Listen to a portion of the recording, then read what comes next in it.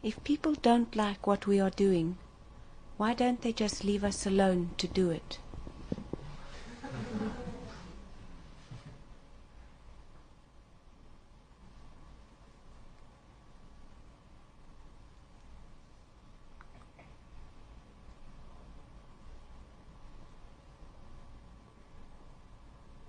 There are many implications in it, and of great importance.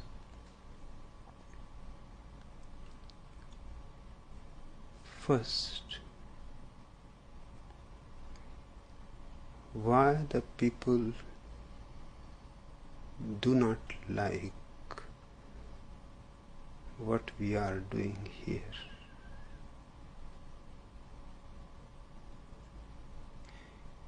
It is none of their concern, in fact. We are not doing anything to them. If at all we are doing anything, we are doing to ourselves. Particularly, my whole philosophy is selfish, self-centered.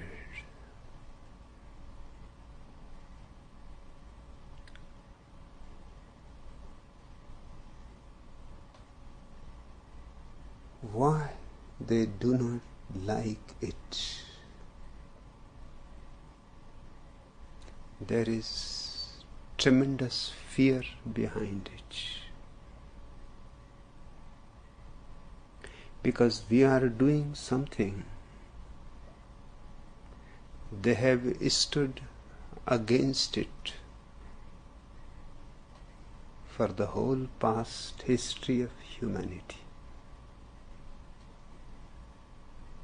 If we succeed,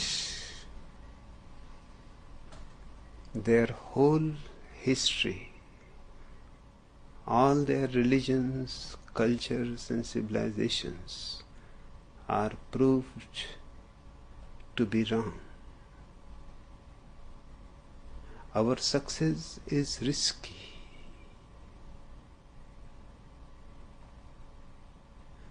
Our success is dangerous. It is a challenge. And not to a single individual, not to a single society, not to a single religion, but to all that they have been doing, their philosophy, their religion.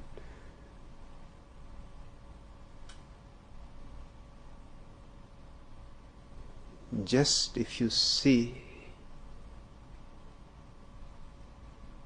the great implication, you are standing against the whole history of man. Your success cannot be allowed. Somehow or other,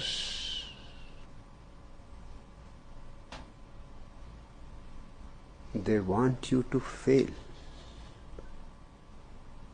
In your failure is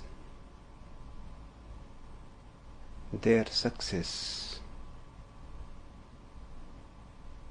That's why they are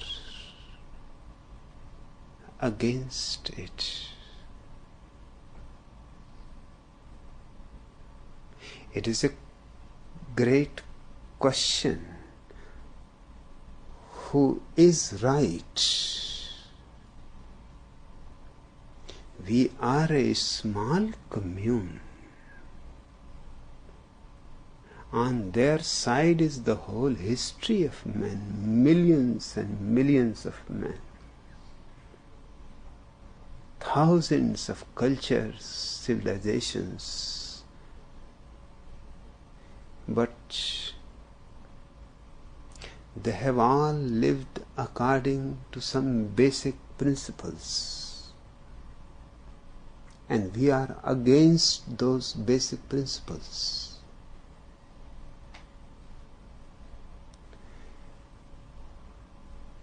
The trouble arises because they have not succeeded. Otherwise, they would not have bothered about you. If they had succeeded, they would have pitied you. They would not have been against you.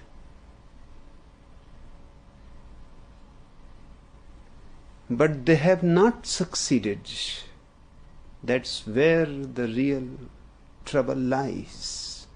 They have failed, utterly failed. On every single point they have failed. And they cannot allow anybody else to succeed, because that success will make them thousandfold miserable. Right now, at least they have the consolation that this is the way things happen. There has never been a real opposition to them. Hindus against Mohammedans, that is not real opposition. Jews against Christianity, that is not real opposition, because on fundamental points they are all in agreement. We are in disagreement totally on every step, on every single point. This has never happened before. Naturally, they are freaking out. They can't help.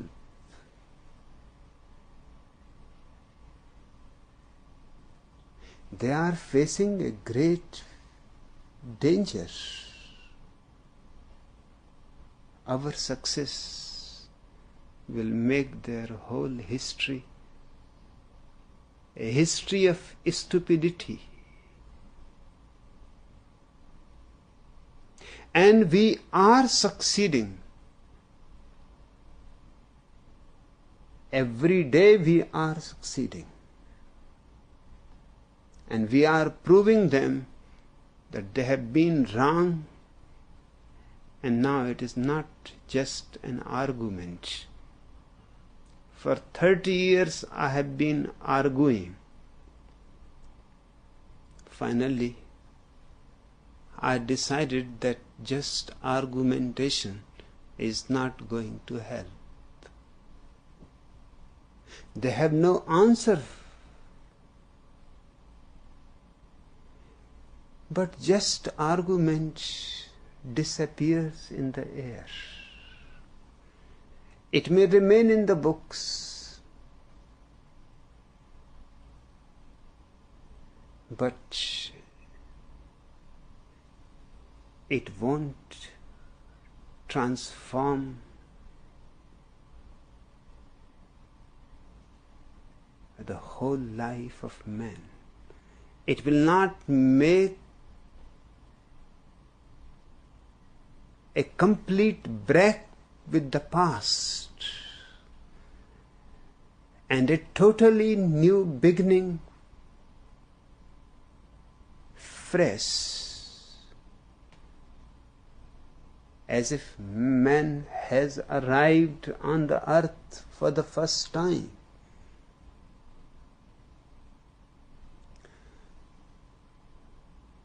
That realization is slowly made me to create a commune, a reality, not just an argument.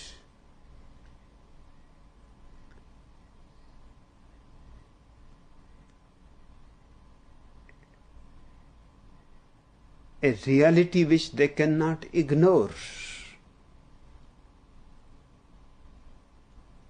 Not just a philosophy. Philosophies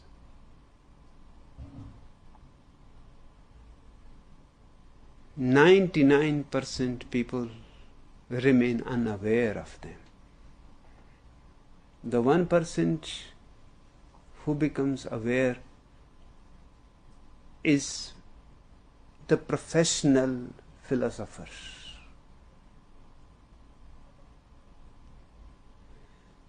Philosophy is an easy chair affair.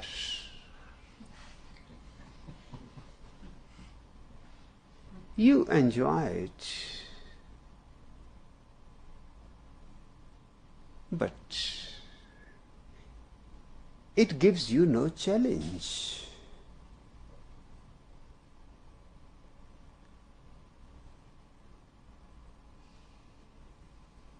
As it became clear to me that I have to translate my argument into a real phenomenon,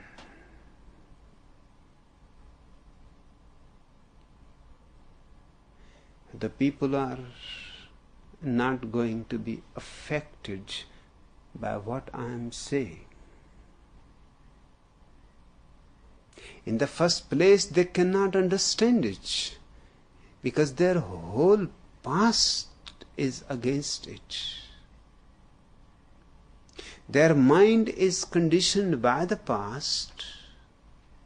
When they listen to me, they cannot listen with an open mind.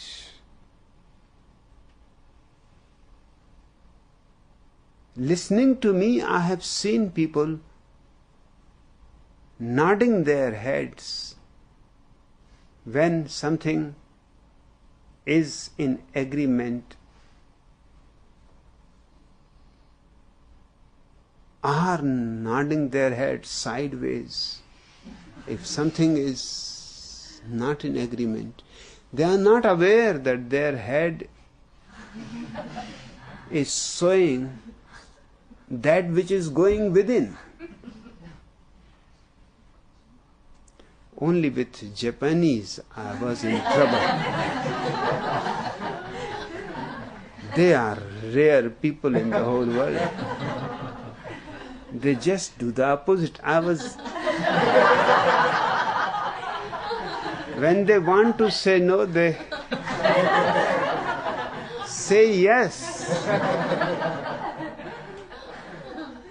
So when I came in contact with the Japanese, then I was really confused. What to make of it? In the beginning, I thought they are saying yes, but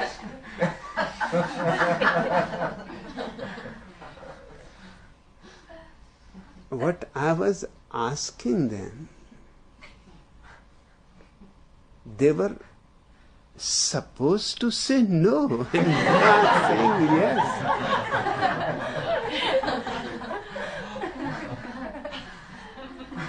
When they are supposed to say yes, they are saying no. Only Japanese do it in a different way. Except Japan. But why it happened in Japan?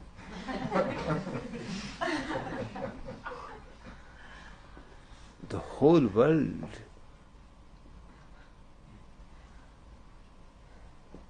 nods in the same way. You can read their minds just by their facial expressions, their head nodding. their eyes, their hands, even their posture of sitting. When somebody is interested, he leans towards you. When somebody is simply wants to show his arrogance, he leans against you.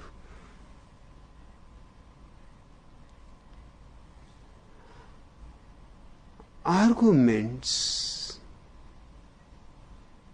cannot penetrate their thick minds.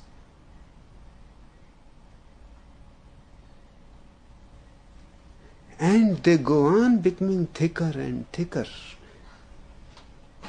Because as time passes, more and more dust goes on gathering on the mirror. Now the mirror is nowhere to be seen, it is only a thick layer of dust.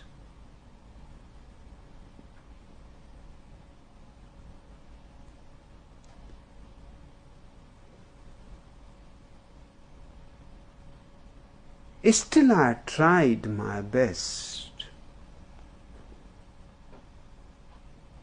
For the simple reason because I am a lazy man. I never wanted to do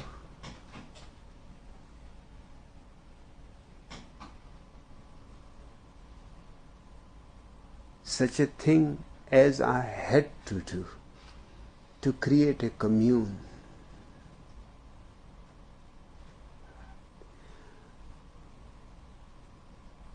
It is easy for me to talk about everything in the world, whether I know about it or not. It does not matter.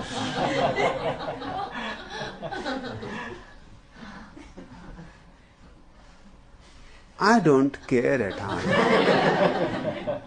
I simply enjoy talking. So it is not a question that whether I know about it or not. I enjoy in both the cases.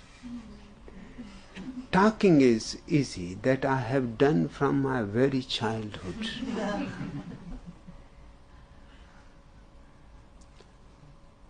I used to sleep in the room with my grandfather.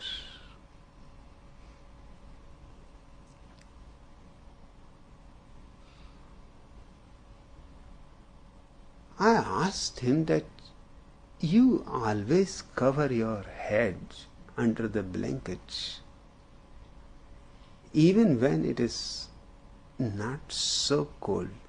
He said, it is not a question of cold. It is you. You talk even in your sleep. And you talk so relevantly that I become interested.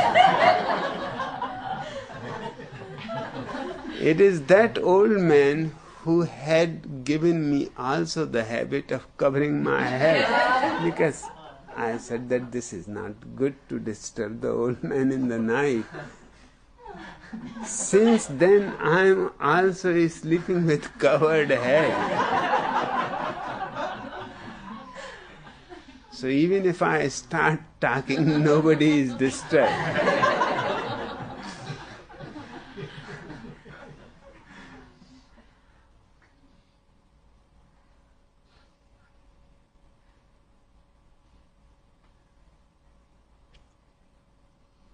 Talking has been to me just like breathing. That's the only thing I have done in my whole life.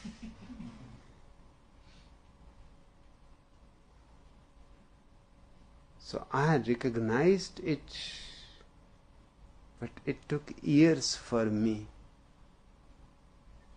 to collect myself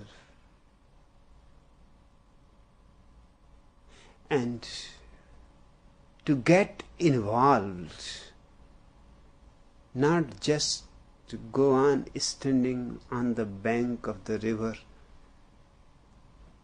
talking, and the river goes on flowing without listening.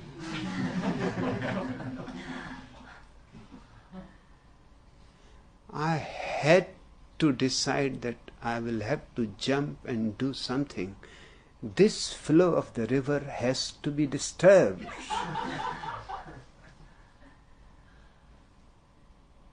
Although it was against my nature.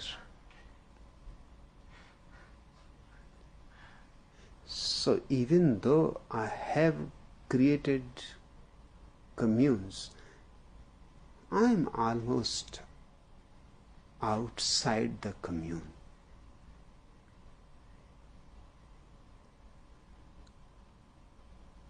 But I have found the rarest people in the contemporary world, the very clean, intelligent,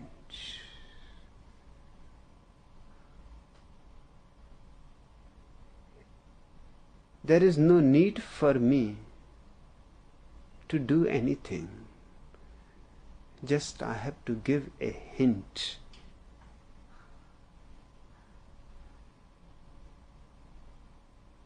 And even sometimes, even a hint is not necessary. Everything goes on happening exactly the way I would have liked it to happen. I can love you, but I cannot dictate. I cannot say to you, do this, and I cannot nag you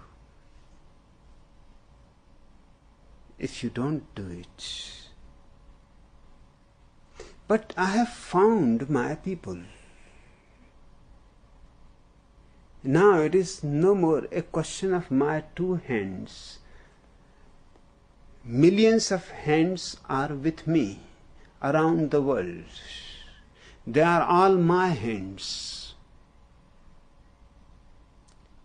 I can now afford to be absolutely lazy. And you know that I am lazy. I don't do anything. Or I do things which only lazy people like me can afford. 2 hours in the morning taking bath. I don't think even Alexander the Great was able to afford that. 2 hours again in the evening taking bath.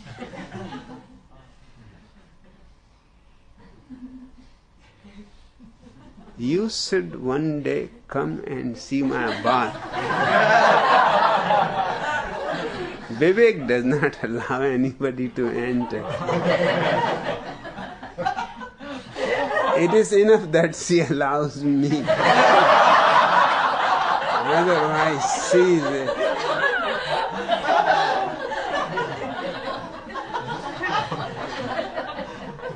very strict manager.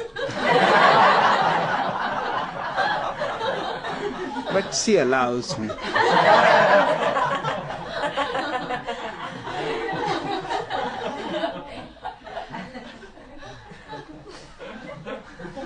Vivek and Hasya both together have made my bath really pleasant, because they must be thinking that 2 hours, this man in the morning, 2 hours in the evening, just with the water. So now you must see my bathroom. They have arranged so many things there that 2 hours are falling short.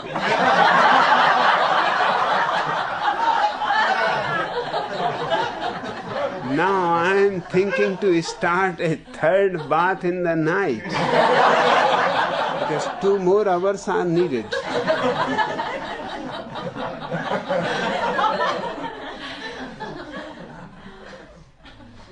And the remaining time,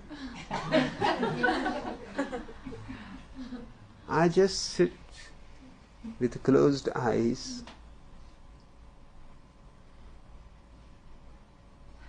listening to music, and mostly I fall asleep. To be frank with you, because I have been listening to the same music for 30 years.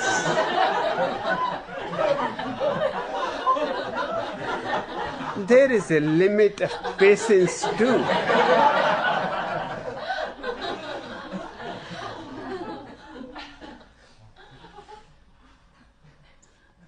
It is strange that as the music starts, I start dozing. And I wake up immediately as the music stops. I'm myself surprised that this is something strange.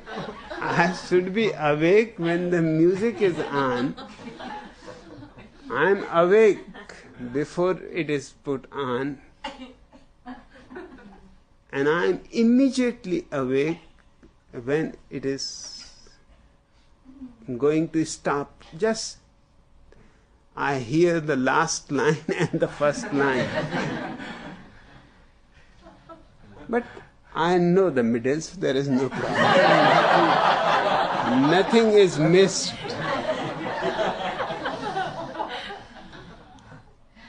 And this is just in the morning. The whole night I have been asleep. And I must be sleeping just as I finished talking with you. I went to sleep within half an hour.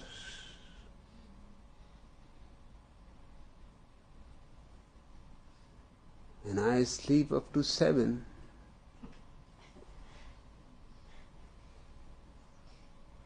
Just because nothing else is there to do.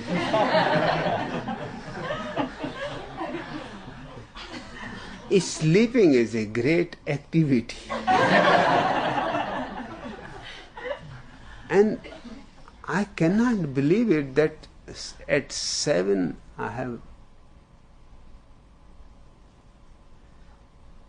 got out of bed. And by 9, after my bath, listening to the music, I am again asleep.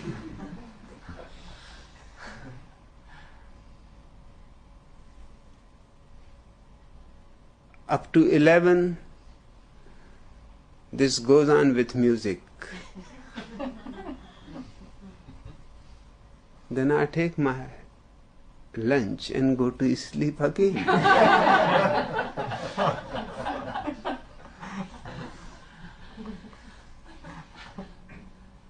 And I had to tell Vivek that, remember, I have to go for the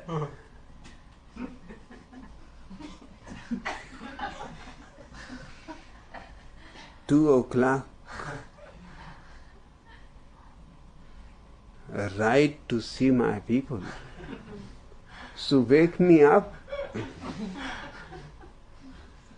because I may continue to sleep.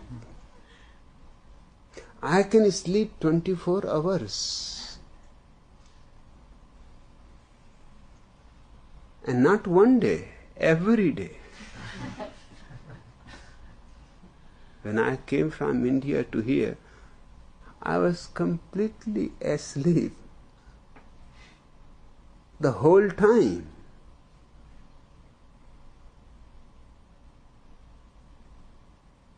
I enjoyed it very much because of such a long sleep.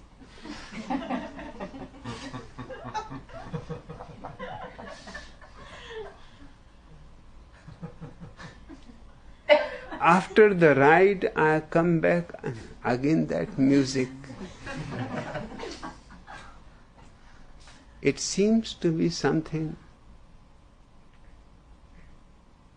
to do with my past karmas, that I have to listen to the same music again and again and again.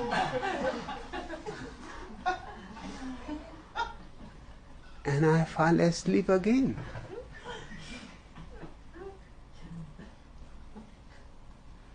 It is good that there is nobody, I am alone.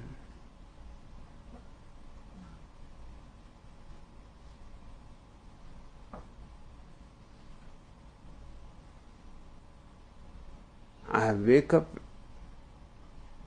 at 4:30 and again my bath time. Now this kind of a man, do you think can create a revolution?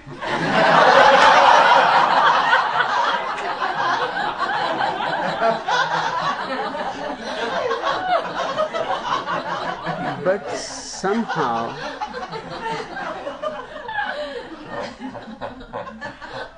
it is happening.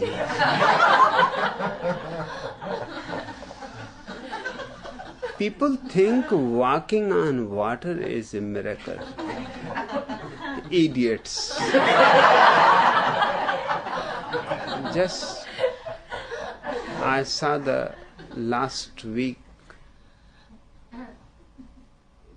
Stern, they have a cartoon about me. The cartoon has the outlines of Krishnamurti Lake, and sannyasins are standing on one side,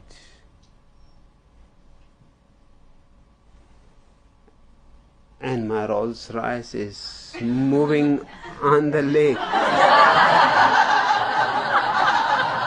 And one of the sannyasins says, it must be Bhagwan.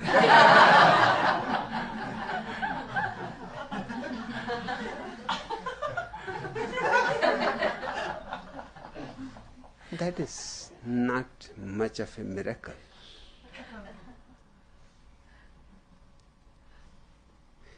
What is really happening here is a miracle.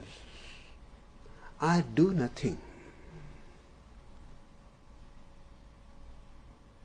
But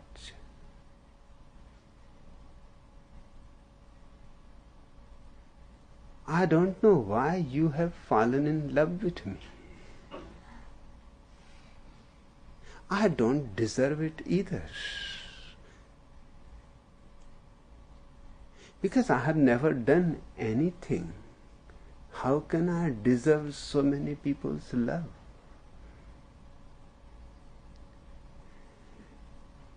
But your love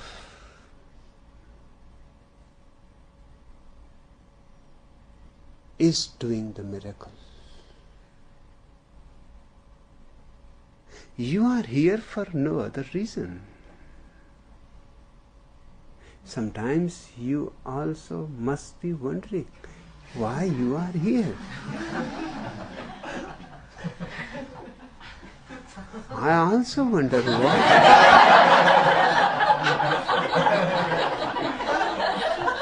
But love is such a thing that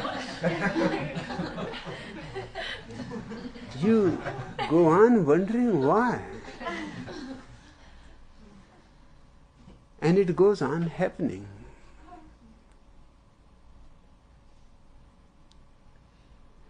I don't know where your office is. I don't know how your finances are managed. I don't know who is doing what. What to say about the commune? I don't know, even in this house, what is going on.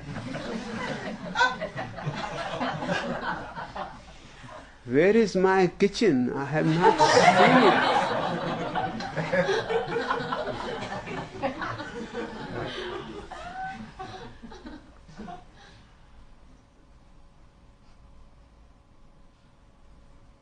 people are afraid because they have never seen love at work.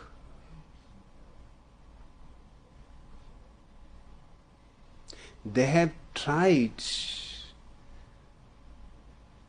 by force to create culture, civilization, by violence, and they have failed. Here love is at work. And when love is at work, it attracts intelligence. There is an inner atonement between love and intelligence.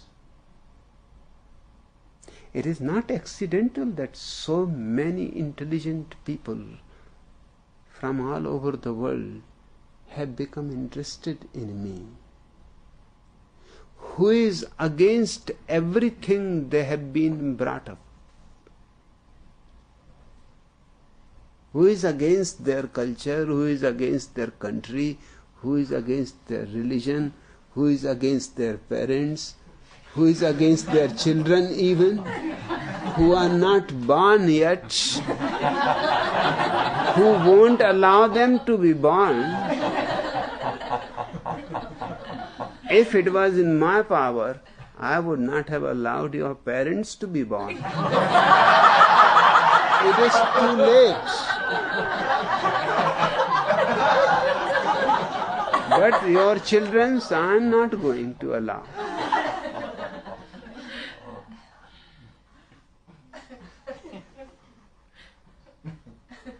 This is the only place in the whole world where love is doing things, and love never says.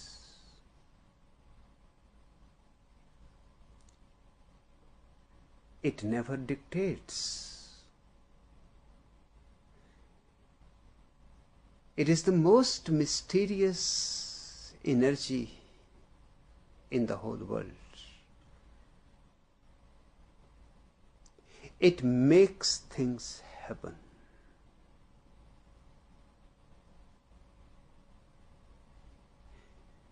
Perhaps love is the very center of all that moves. All the stars that are moving. Scientists are searching the center. There must be a center to the universe. I am not a scientist, but I know the center. Let them search, they will never find it. Because their very methodology will not allow them to find love. Love is the center of the whole universe. The suns, the moons, the planets, the stars, all are moving around it. And we have created this small commune on the same existential principle. Everybody feels responsible. I don't say to you that you are responsible towards the commune, towards me, towards my philosophy. I have never said anything like that. But you feel to be responsible because somebody trusts you. Somebody loves you. in spite of yourself, somebody accepts you in your totality as you are.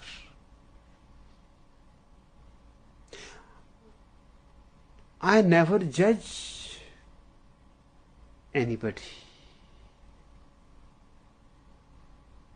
Love knows no judgment.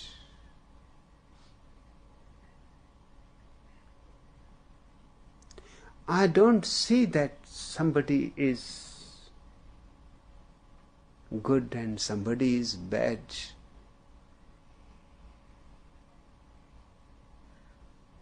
To me, you are all one energy, different manifestations, and all are needed to make an organic unity.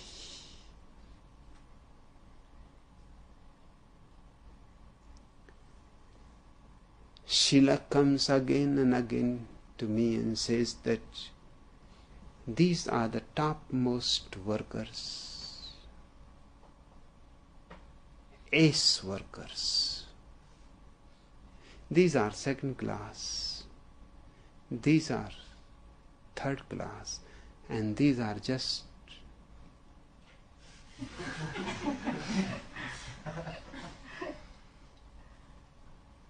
to be thrown out. I say to her that you don't understand.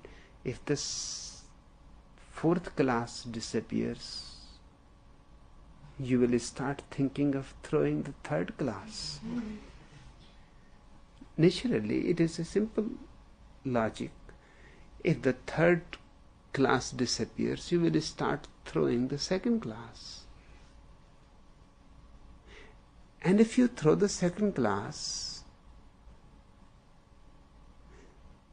how you are going to know the ace workers, the first class? They are all one organic whole. They are all needed. The first class needs the second class. They support each other.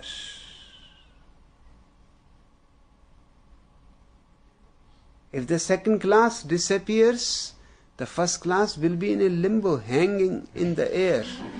There will be no support to it. Somebody is needed to support it. It is just like a staircase. Every step is needed. The lowest step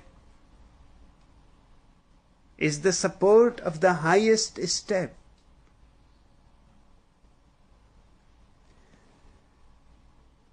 Don't judge that the lowest is any way lower as a value. Lowest, it can be as a physical status, but there should be no evaluation involved. It is not lower. The highest, that is simply a way of measuring things, but it is not higher. Nobody is lower and nobody is higher. There may be lower steps and there may be higher steps, but they are all connected in one symphony.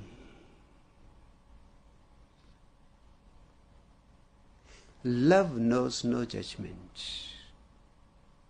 That's why love can do miracles. What humanity has not been able to do, is happening here without anybody doing it.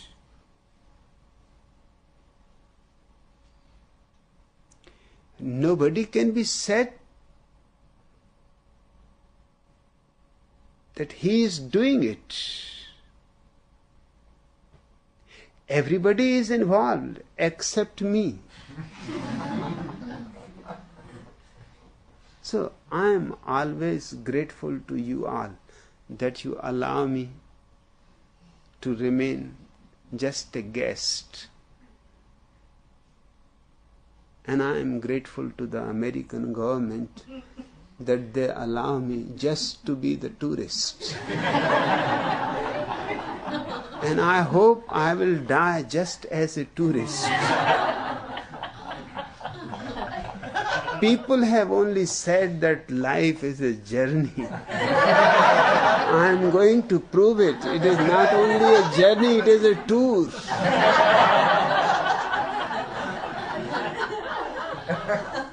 Without visa, without passport, it is a tour.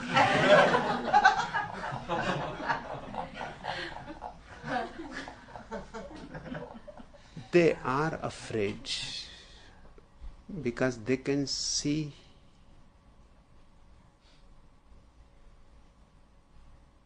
things they have tried so hard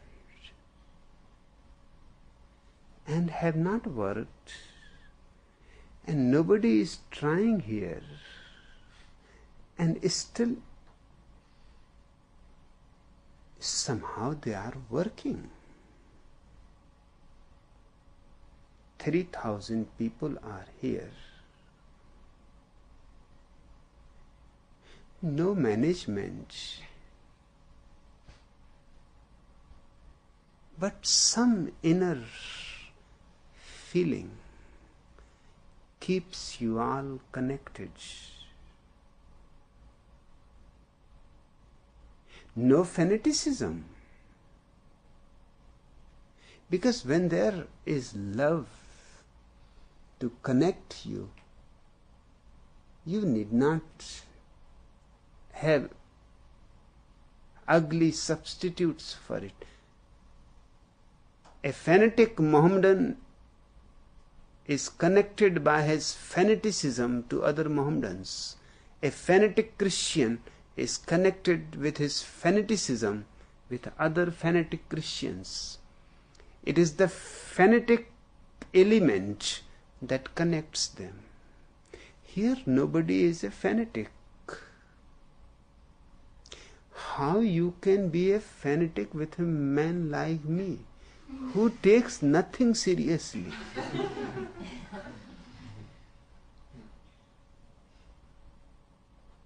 I have never taken in my whole life anything seriously. Because I don't see the point why one should take things seriously. Life is really such a joke. So hilarious.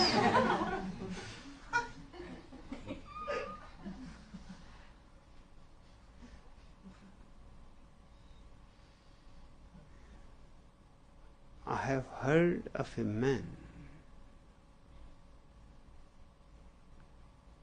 who was sitting in a railway station waiting room.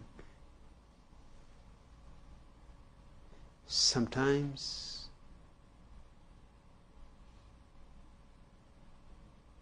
he was alone sitting.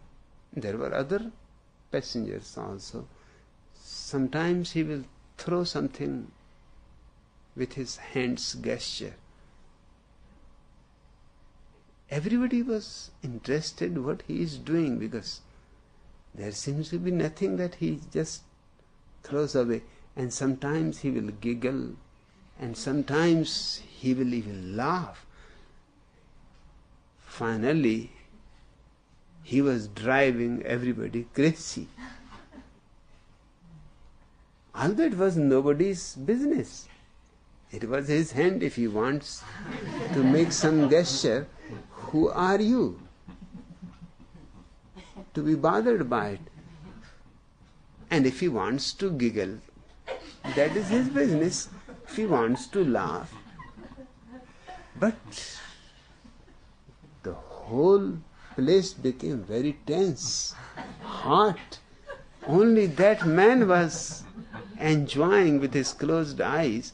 Finally, it was too much. One man stood up and he said, I have to ask, because he is driving us crazy. What he is doing? So he shook him up and asked him that you are driving the whole waiting room crazy. Nobody can take his eyes off you, what you are doing. For what you are giggling, there is nothing happening here. In this ugly platform, in this dirty waiting room, and you laugh. The man said, it is something, just an old habit, you need not be worried.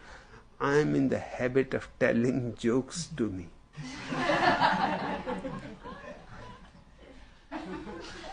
When some very old joke that I have told many times comes, I just say it. Get lost. Again.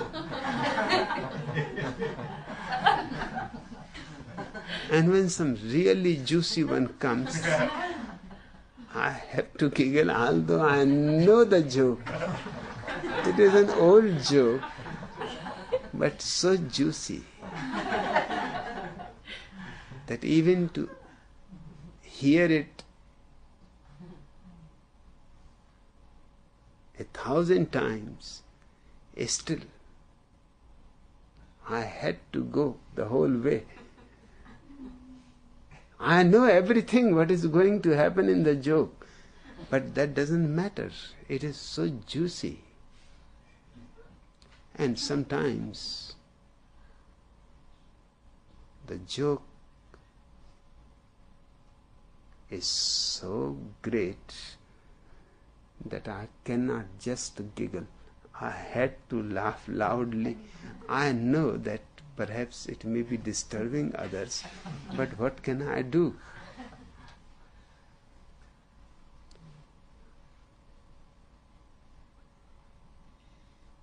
I think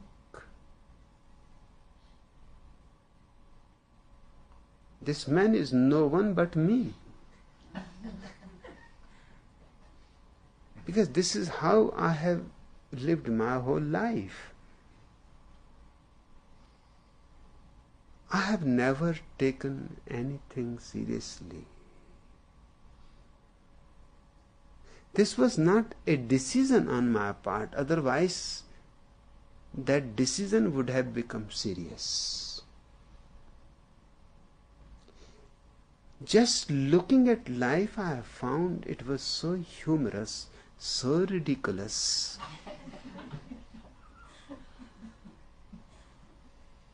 That if you cannot make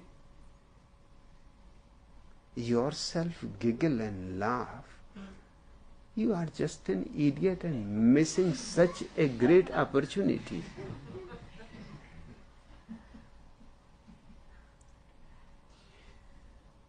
People come here and they see you working 12 hours a day, 14 hours a day, and still laughing and giggling and dancing.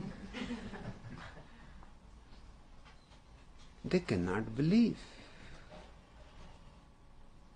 They have to believe, but they cannot believe.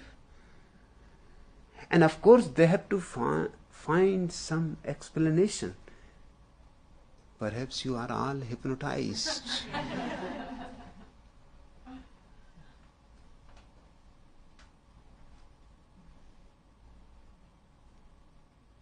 Perhaps it is all just show business.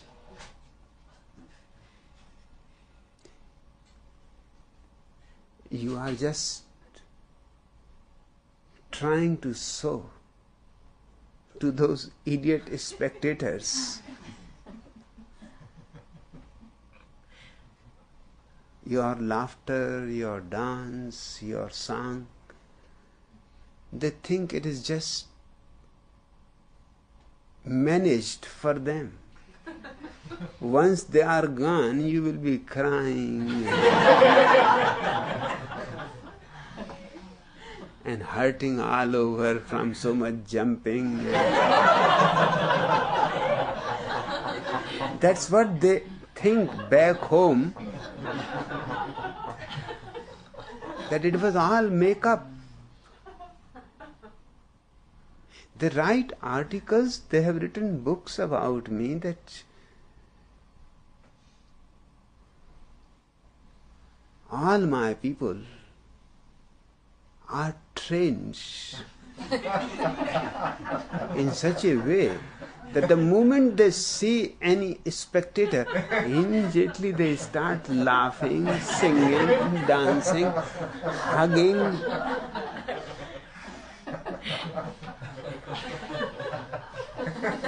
Poor fellows,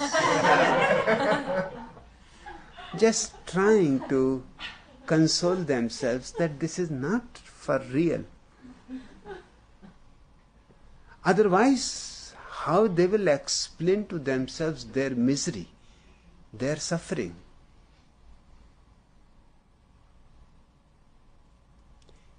If it is for real, if your laughter, your joy, your dance, your song is for real, then they have missed the train. Then their whole life is nothing but foolishness.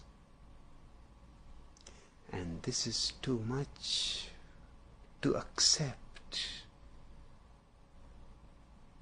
Only very intelligent people will be able to accept it.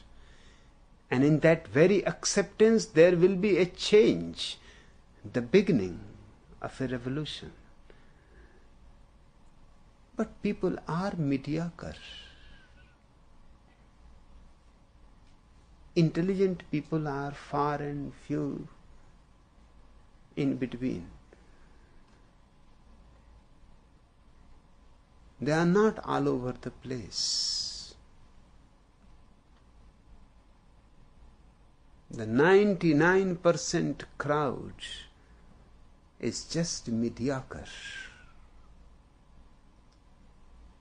And with the mediocre mind, the problem is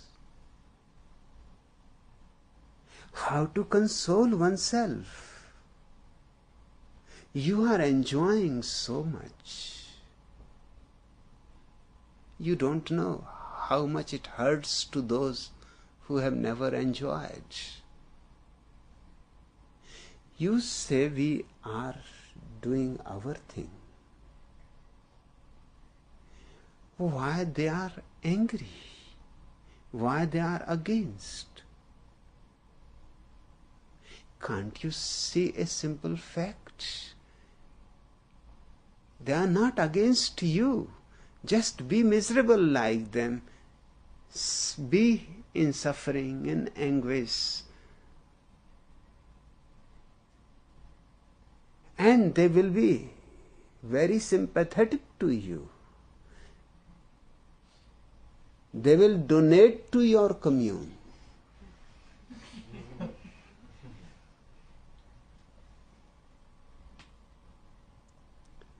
All opposition to you will disappear.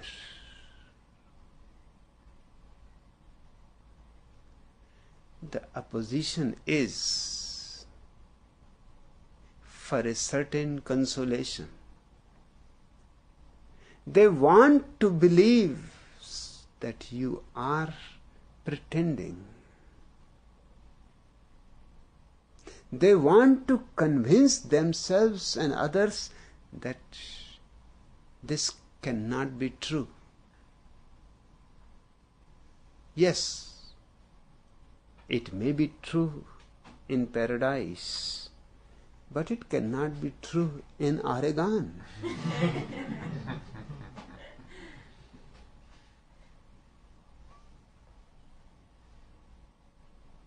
It is against their whole way of misery. Our way is of humor. Our way is of bliss. We don't care about gods and heaven and theories of karma and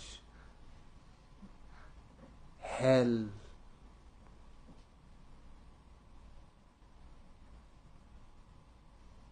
We have dropped all that crap, and they are carrying that crap as holy scripture. And when they see you so light, and they look at themselves carrying mountains of crap, and you say they should not be angry at you, and they should not be against at you. They are crying and you are laughing. Their hearts are full of wounds, and you are hugging each other.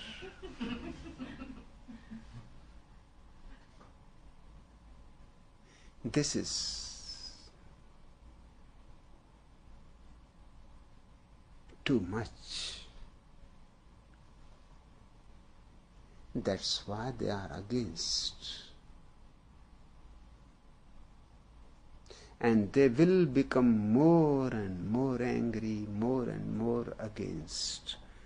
Because as you will become more and more successful, which you are going to be, love knows no failure. Intelligence knows no failure.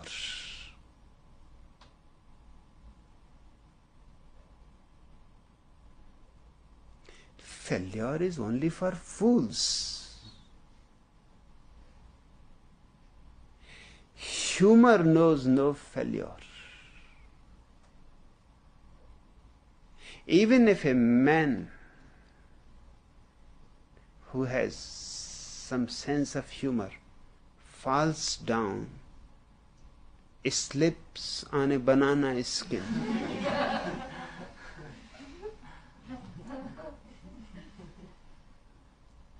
he will laugh.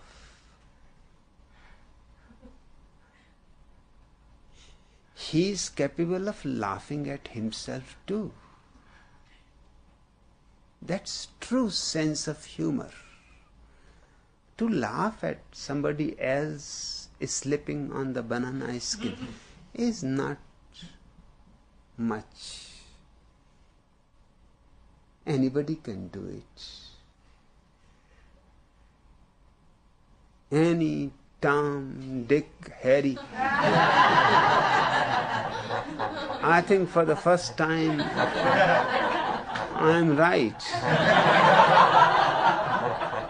And the reason that I am right is because of our poor Harry.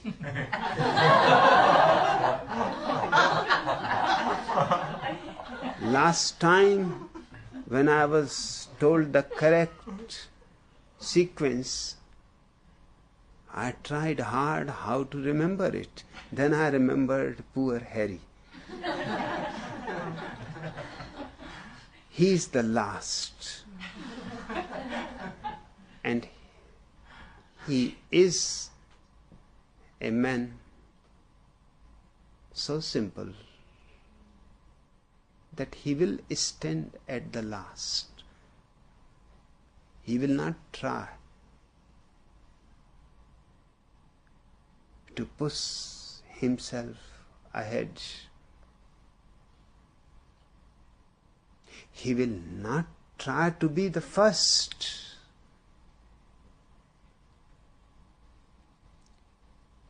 Whosoever invented this sequence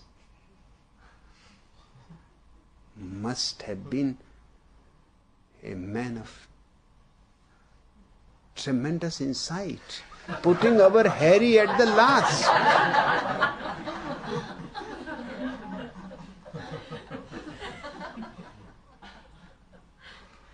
Then it became easy for me.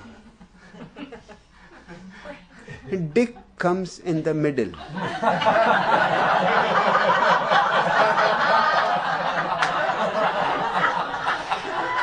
What can I do? It simply comes in the middle.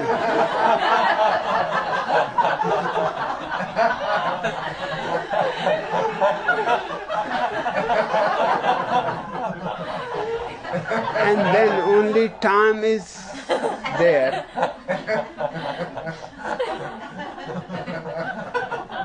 And this Tom must be the most idiotic person. Who is standing first? Now I think I will not forget the sequence, but you cannot rely on me. I can forget. The whole credit goes to Harry. Because he was last, that made things very clear.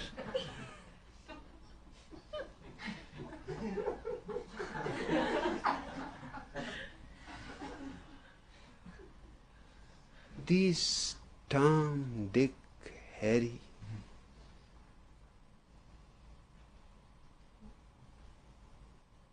the world is full of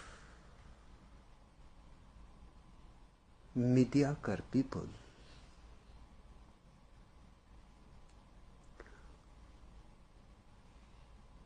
Who are in great suffering and who have no way to get out of it, who cannot conceive that there is any way out. And when they say you that you are out, when they see the goose is out, they are naturally offended. They have been worshipping in the churches, in the temples, in the mosques, in the synagogues, and God has not heard them yet. And these godless people are living in lotus paradise. They have been doing all virtuous acts, serving the poor, opening hospitals, schools, doing everything that is thought to be good. But it doesn't heal their wounds. It does not change anything in their miserable life.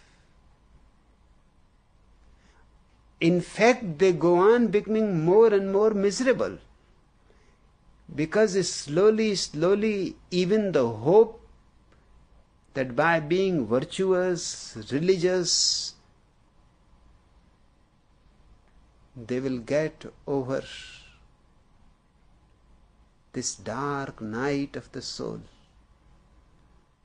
But they have done everything that their scriptures prescribe. They have followed all the recipes that their priests and the so-called wise people have given them. Nothing works. Their hope starts dwindling, and then they see you. No prayer, no God, no temple, no synagogue, no church.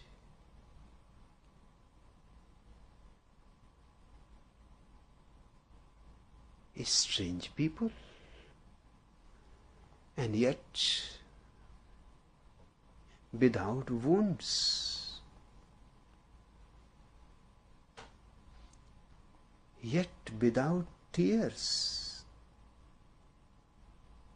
yet without any misery. I was seeing a interview. One Oregonian woman is being asked on the television that, what do you think about Bhagwan? She said, I hate him.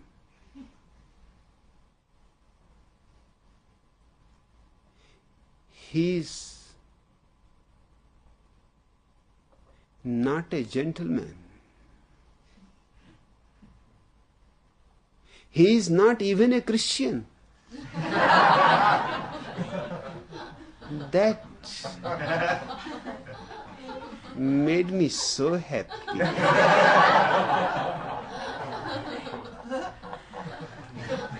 It was really something great, she said. First she said, I hate him. That's perfectly good. Because at least she relates with me.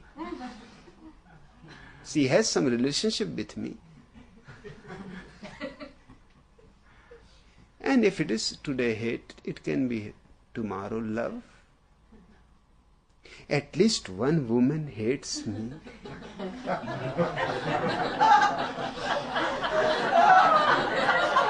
Do you think that is something small? I was thinking that women have forgotten me. But at least one woman hates me. She must be thinking of me. I enjoyed it.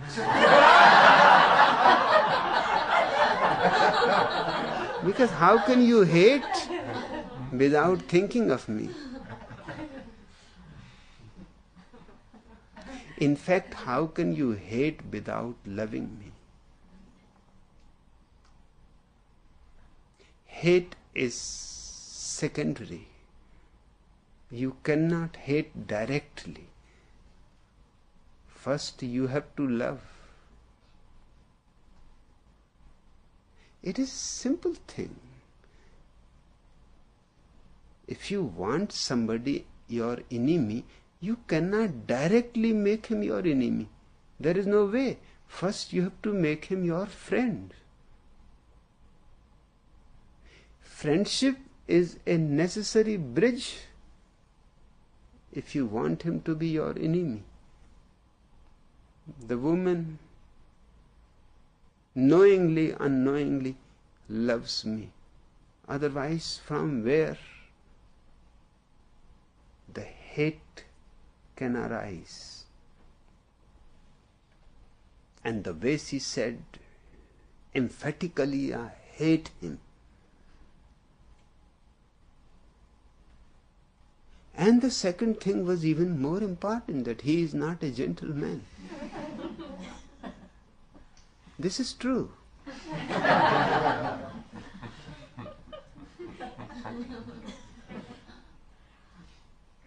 Absolutely true. I agree with her. I am not a gentleman.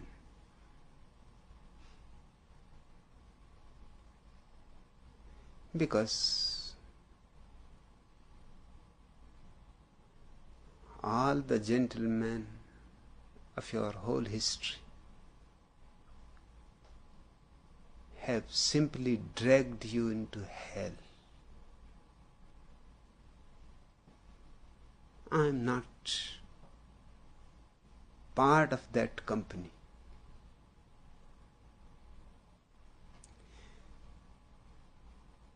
And the third thing is even more significant. She said, he is not even a Christian. I started thinking that can somebody be a Christian without being a gentleman? Because first she denies that he is not a gentleman. And then she says he is not even a Christian. That simply shows a Christian need not be a gentleman.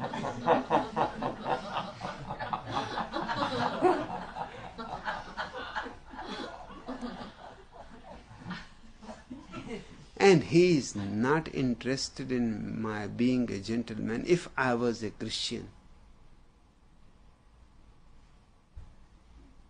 Then gentlemen are not. She would not have hated me.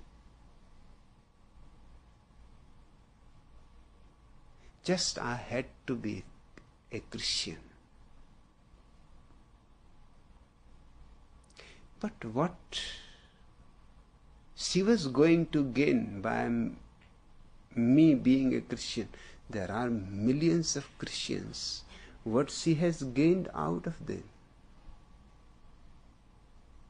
What is going to be added to his happiness if I am a Christian? I am such a non-serious person that if somebody can convince me that my being Christian is going to help a poor woman, I will become a Christian. What does it matter?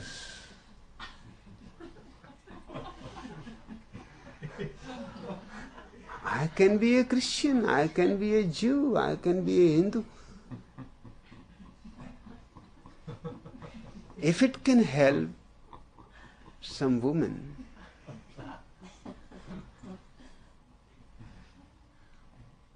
but I don't see it can help. Because there are so many Christians already and they are not helped. And a man who is not even a gentleman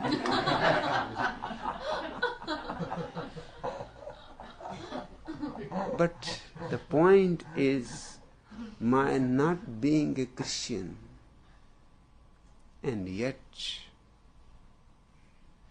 being happy hurts. It is not necessary to be a Christian to be happy. It is not necessary to be a Christian to be blissful.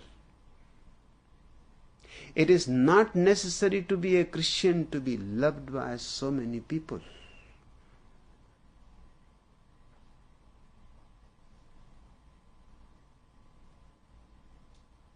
Christ was not loved by so many people.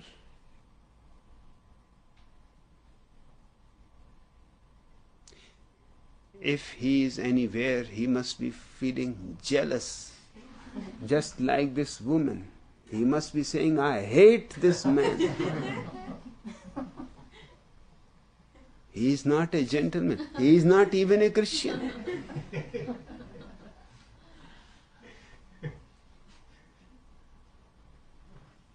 But even if the whole world hates me, that makes no difference to me. I will remain just as blissful as I am. This is what troubles them. Jesus was not a happy man. Have you seen any of Jesus' picture, a statue?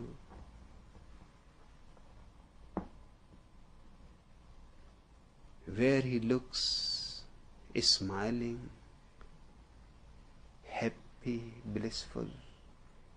No, he always looks tortured. He always looks on the cross. He was not always on the cross.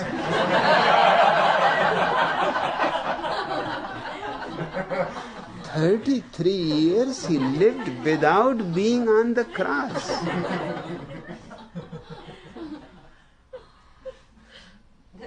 What this man was doing for 33 years.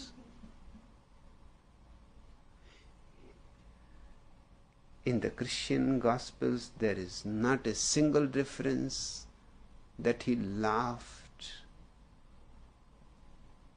that he smiled,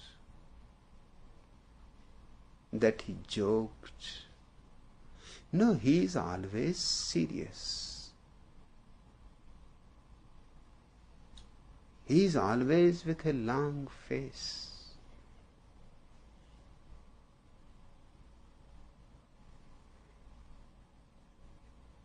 And it seems if Jews had not crucified him, it would not have made any difference. He was always on the cross himself. Jews simply fulfilled his desire. They said, okay.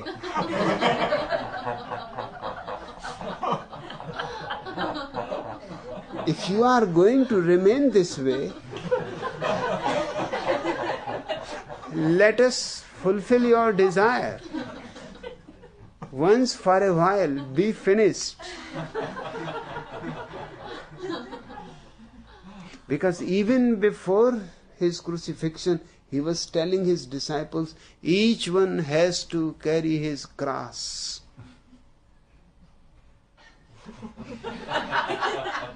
Why cross? Why not a flute? Or a guitar? Everyone has to carry his own guitar.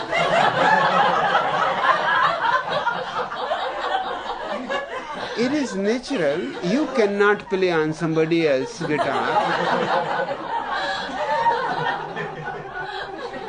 Two persons cannot play on one flute. You may be even lovers, that does not matter. You cannot play on the same flute together simultaneously. You have to carry your flute yourself. But he chooses cross. In this whole world he could not find anything else to carry.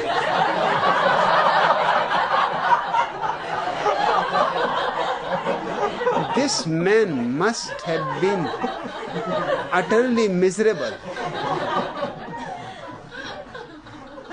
My feeling is Jews finally got fed up with his misery. They said, this man is not going to change. This man is never going to be satisfied unless he is crucified.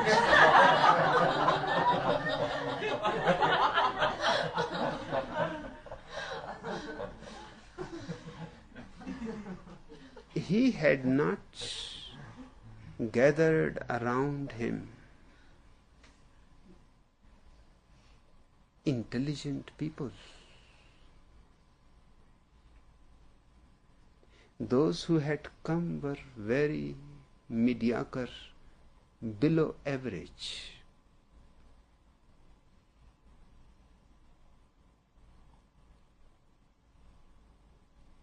They were also miserable. They had come in a hope with him that he is the Son of God. So one day, when we will reach into the kingdom of God, the world of bliss, he is going to be helpful. They had gathered around him in deep misery with a hope. All miserable people go on living, tolerating misery, because they have a hallucination of a hope somewhere. Today is bad, yesterday was bad, but tomorrow things are going to change. And we are with the Messiah. We are with the only begotten Son of God. Tomorrow things are going to be different. Jesus' disciples were again and again asking him how long it will take. You can understand it. The same way a patient asks the doctor in the hospital how long it will take. How long more I have to remain in the hospital?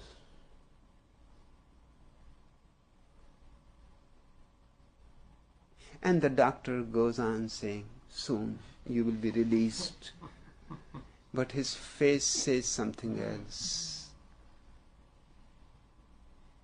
He has not even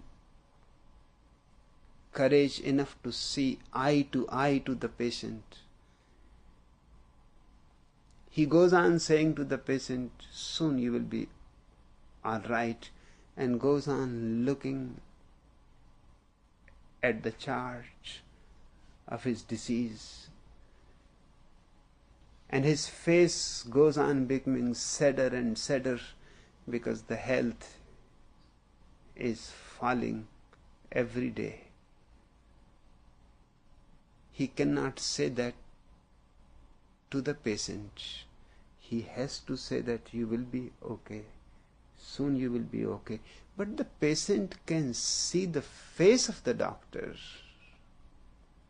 He can see the eyes that he is avoiding him. He can see the silence on the face of the nurse. He cannot believe what is being told, because much more is tangibly present there, which says his time is limited. His days are finished.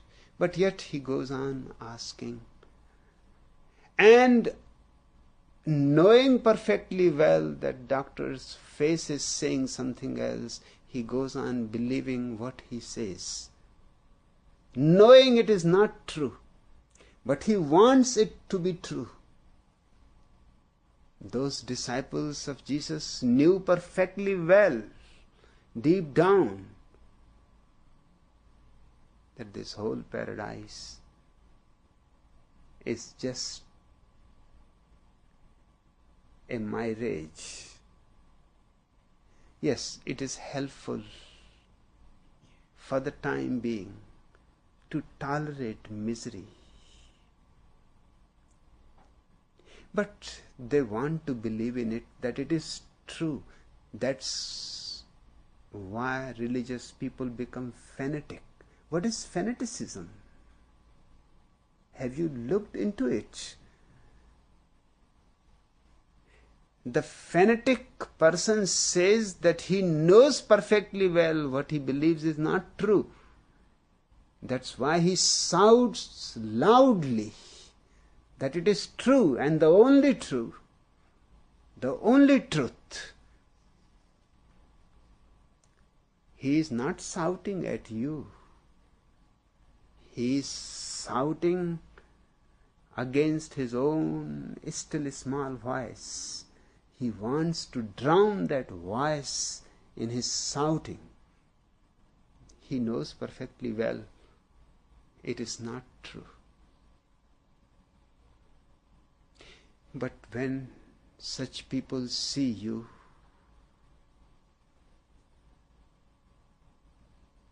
you can understand how much it hurts that for few people it is really true, and true now. Nobody is asking here about the paradise. Nobody is asking about the life after death. Nobody is asking about God and how to find Him. Nobody is bothered by all this.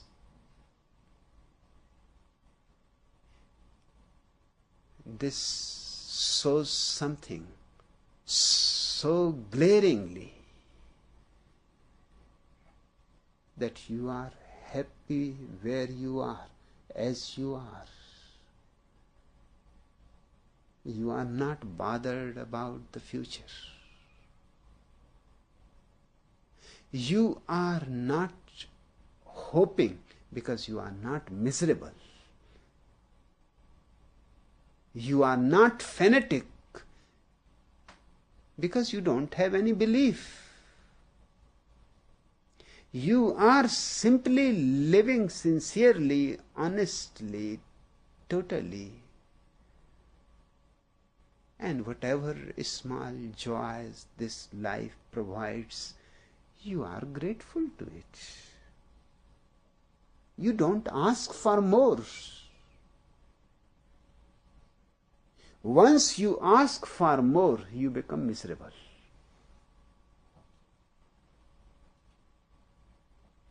Hence, all the religions have been telling you, ask for less. But that is not going to help. It is the same logic, the same line, the same continuity. Asking for more, seeing that that creates misery, ask for less. But you are simply reacting. Nothing will be changed in your consciousness because you will ask again for more less, for more less. The more will come back. All your monks are doing that. They started asking for less, but then it comes for more less. The more never leaves you.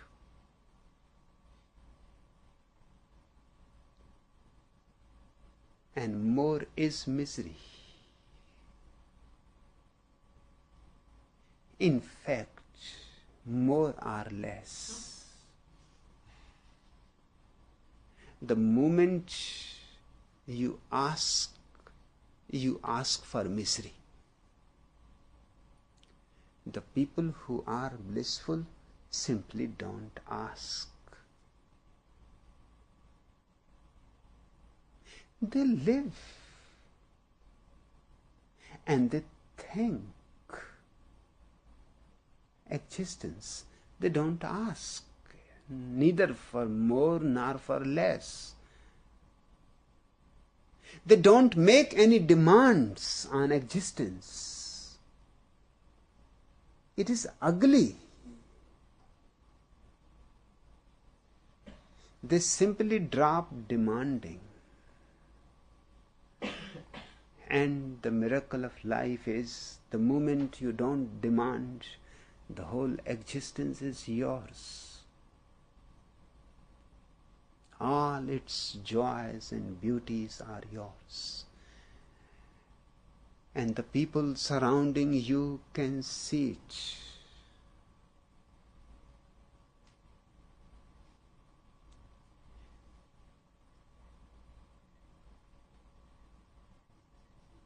So don't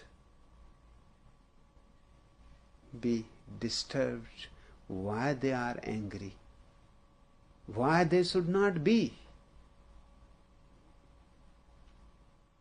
But if they are intelligent,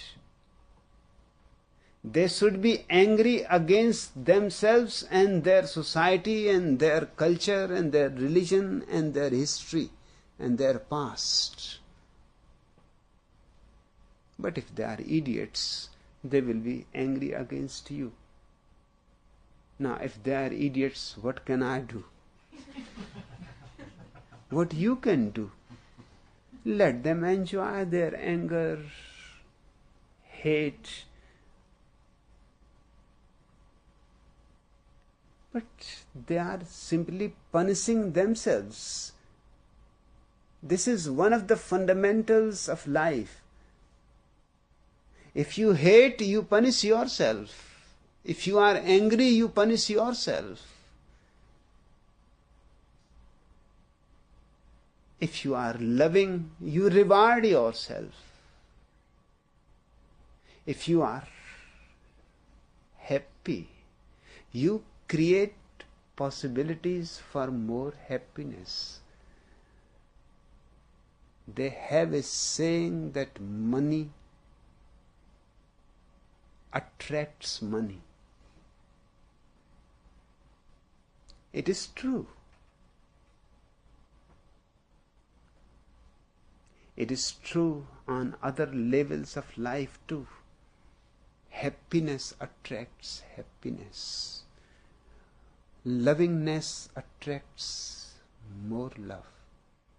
Blissfulness attracts more bliss. Giggle and soon you will be laughing. Just try to move your hands and legs and soon you will be dancing. What else to do? I see it happen every day. First, people just try because it is so.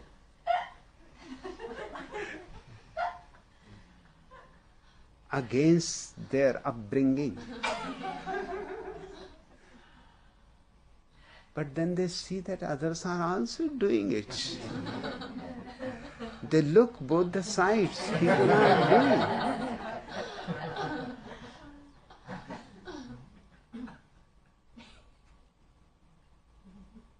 Against themselves, reluctantly, they start moving a little bit, and soon they are dancing.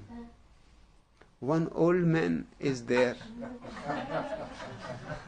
First he used to stand. I went on watching him. What happens? He's old. Thick past.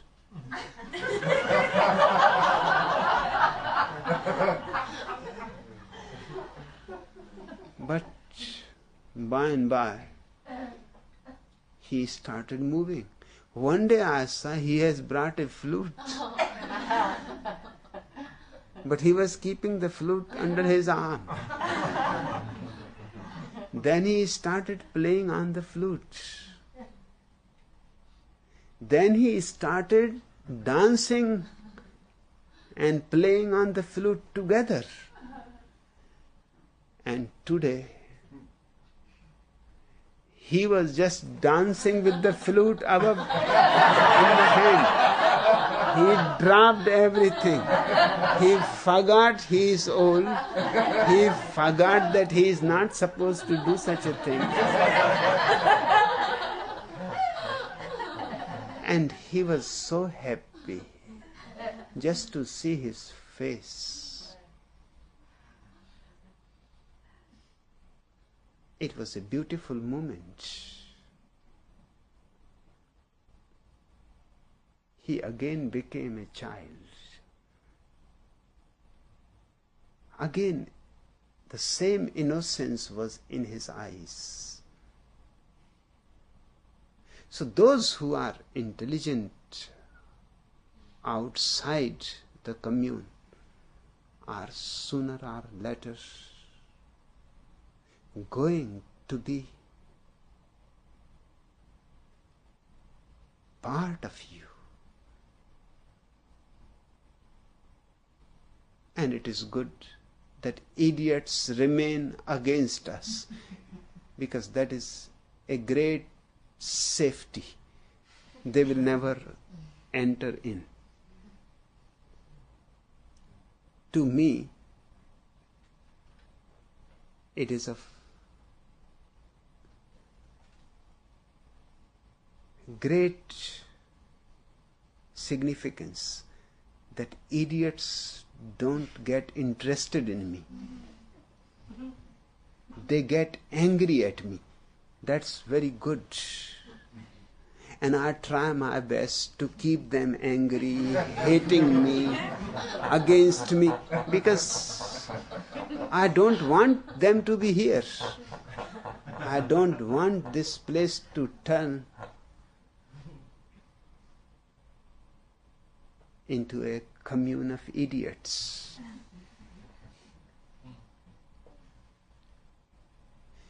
Sometimes an idiot by accident comes, but soon he escapes. It is too much for him to look so high. He has always crawled on the earth. He is a creature who by some accident started walking on 2 legs. He should be walking on 4s. That's where he belongs. I am not interested in that kind of people. And of course, they are the majority. So I am not interested in the majority.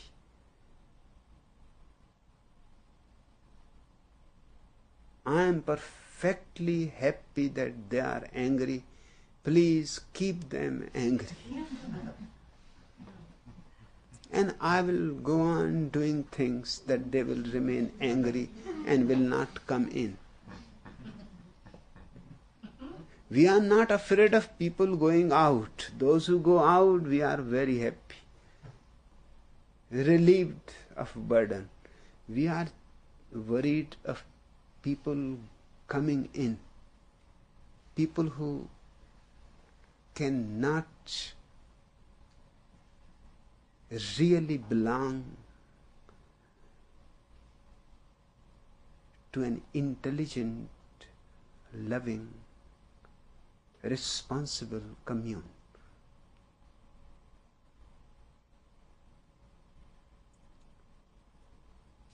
I want you to be just the chosen few.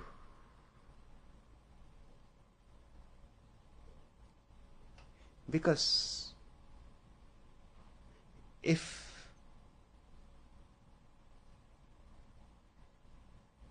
the chosen few are really transformed,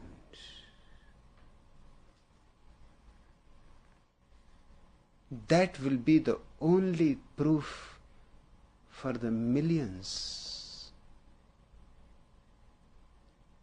No other argument can convince them.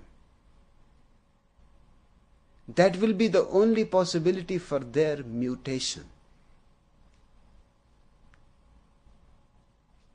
So my interest is not in the mob, in the crowd.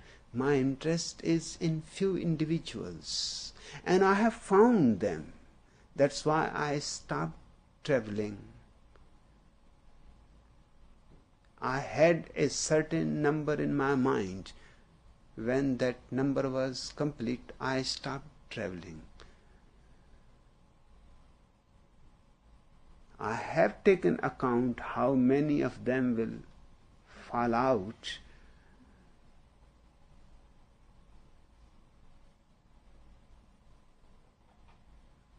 But those who will remain, that is my number.